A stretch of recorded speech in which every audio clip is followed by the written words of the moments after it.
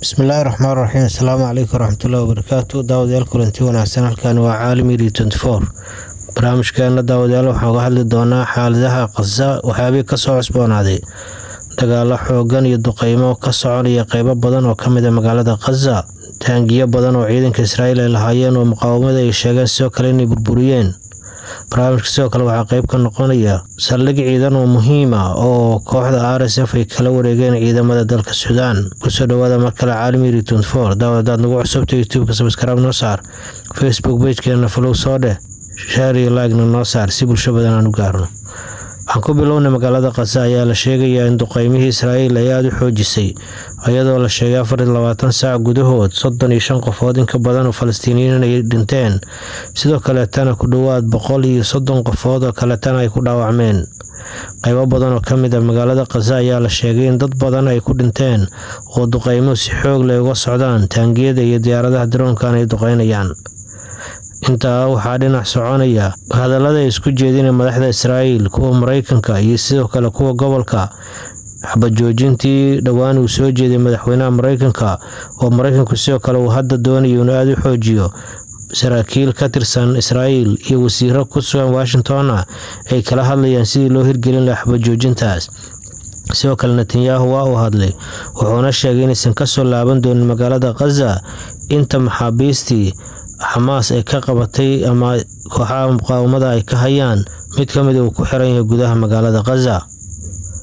kooxaha muqaawamada sidoo kale waxay sheegeen maanta ay dileen ciidan badan oo Israa'iiliyiin ah, sidoo kale tan saldhigyo ay joogeen ay ku duqeeyeen taangiyada Merkava ee qaaliga Israa'iil ay leeyihiin bombooyin wadada dhinaceeda la dhigay iyo qoriga Al-Yaasiin ay ku burburiyeen.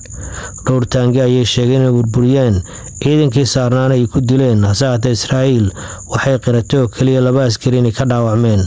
sida lagu yaqaan markasta khasaaraha soo gaaray dhimashada waa ay qarisaa. hasaata muqaawamada waxay sheegayaan in khasaare aad u fara badan ay gaarsiiyeen ciidanka Israa'iil, waxaana taa laga dareemi karaa sida aan kala sooc lahayn oo dadkii xitaa gargaarka sugayay qaybo badan oo kamid ah magaalada Gaza ay ugu duqeeyeen haba ugu sii darnaatay deegaanka Rafah oo dhibaato xoogan dad shacab ay ku gaarsiiyeen. dhan kale daawadayaal waxaa soo baxaya kooxda RSF ee dalka Suudaan inay la wareegtay saldhig muhiim ah oo ku yaala gudaha dalkaas, gaar ahaan saldhigan oo ku yaala caasimadda gobolka galbeedka Kordofan magaalada lagu magacaabo Fuula. wararka ayaa sheegay magaaladan ku taala xuduudka dhanka koonfurta Suudaan in ciidamada RSF ay kala wareegeen saldhigga muhiimka ah oo ciidanka dawladda ay ku sugnaayeen. weerar ay ku qaadeen oo la sheegay in muddo saacadaha dagaalka uu soconayay, markii dambe ciidanka dawladda qaybna waa isaga baxday qaybna waa isdhiibtay. halkaasna waxaa la wareegay kooxdii RSF ee duulaanka ku soo qaaday. mana ahan markii ugu horeysay saldhigyada ciidamada ee RSF sidaan kale ula wareegto. gobolka galbeedka Kordofan ayaa la sheegay sidoo kale in 2 saldhig oo weyn kaliya ay ku lahaayeen ciidanka Suudaan, waxaana saldhigga haray oo lagu magacaabo Nuusa hadda la sheegay ciidanka RSF inay dhankiisa u ruqaansadeen. haddii saldhiggaas ay la wareegaan waxaa la sheegay inuu noqonayo guud ahaan gobolkaas galbeedka Kordofan inuu gacanta RSF wada geli doono. RSFna ay ka dhigi doontay wadanka Suudaan intiisa badan ay gacanta ku hayaan. hay'adaha caalamka iyo sidoo kale hay'adaha dhaqaatiirta aan xuduud lahayn ee MSF ayaa ka dayrinaya xaaladda dalka Suudaan. macluul aad u daran ayaa laga sheegaya wadanka Suudaan. sidoo kale tan wadamada caalamka qaybo badan oo kamid ah ayaa awoodooda ku tijaabinaya ayagoo kala taageeraya dhinacyada halka ku dagaalamaya.